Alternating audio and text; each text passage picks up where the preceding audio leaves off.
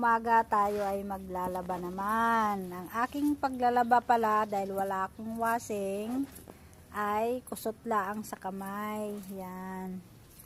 Ito ang aking tinunaw na Clorox, chlorine. Kasi hindi ako naggagamit ng Sunrox kasi mahal. Yung chlorine, makakabili ka lang ng 5 piso kasi piso ang isa ng sachet.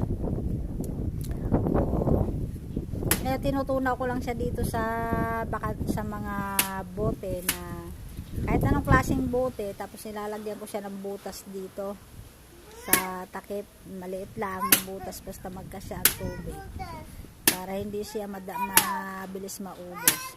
Ito, aray lang ang paglalaba ko, kusot-kusot lang kasi wala akong washing, mga kamards. Yan ang aking labahin.